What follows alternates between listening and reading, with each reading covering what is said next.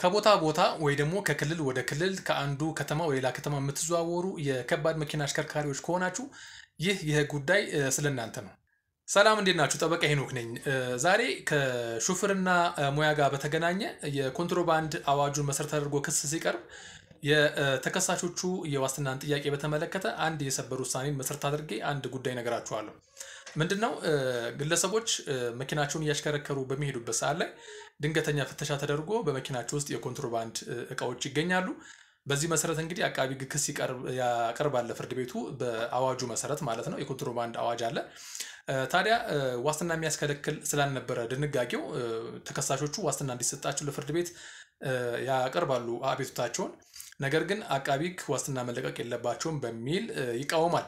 ሲቃወም ታዲያ ያነሳው ዋናው ሐሳብ ምንድነው? እነዚህ ሰዎች አሽከርካሪዎች ናቸው ወይ ደግሞ ሹፌሮች ናቸው፣ ከቦታ ቦታ ይንቀሳቀሳሉ። ሁለተኛ ክስ የቀረበበት ፍርድ ቤት ክልልና እነሱ የሚኖሩበት ቋሚ አድራሻቸው ክልሉ የተለያዩ ናቸው።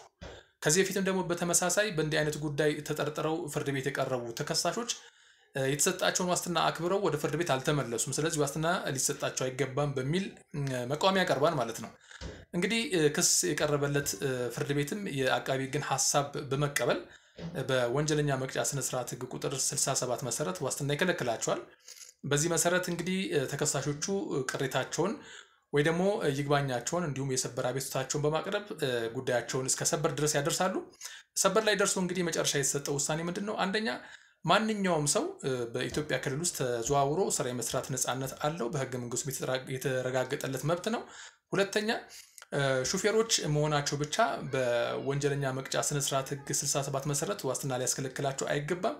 ሶስተኛ በተለያዩ የሰበር ውሳኔዎች ላይ እንደተጠቀሰው 67 መተርጎም ያለበት በጠባቡ ነው። ትክክለኛ ማስረጃ በቂ የሆነ አሳማኝ ነገር ከሌለ በዋስትና የመለቀቅ መብቱ ሊከበር ይገባል እንጂ ይህን አንቀጽ በመሰረት በማድረግ ዋስትና ሊከለከል አይገባም ተከሳሾች።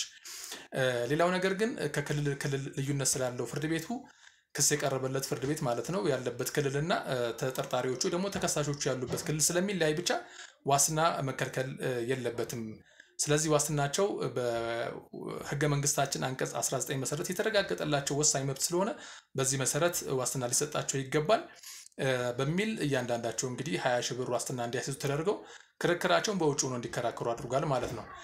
ከዚህ በፊትም በተመሳሳይ አንድ ጉዳይ አንስቼላችሁ ነበር። በተለይ ፓስፖርት ይዘው ክስ ሲቀርባቸው ግለሰቦች ፓስፖርት ስላላቸው ዋስትና መከልከል አለበት ተብሎ ይሄው አንቀጽ 67 ተነስቶ ዋስትና ተከልክሎ ነገር ግን በሰበር ፓስፖርት ስላለው ወይ ደግሞ የመውጫና የመግቢያ ሰነድ እጁ ላይ ስላለ ብቻ ዋስትና መከልከል የለበትም አንድ ተጠርጣሪ በሚል ሰበር ውሳኔ መስጠቱ ይታወቃል፣ በቅጽ 7 ላይ ማለት ነው።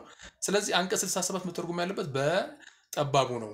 ይልቁንስ ሰዎች መብታቸው የሚረጋገጥበት ህገ መንግስታዊ የሆነ መብታቸው የሚረጋገጥበት ነገር መመቻቸት ይኖርበታል የሚል ነው። ስለዚህ በተመሳሳይ ጉዳይ ያላችሁ ሰዎች ይሄ ሐሳብ በማንሳት ፍርድ ቤቱን መጠየቅ የሚችሉ መሆኑን ለማሳሰብ ነው።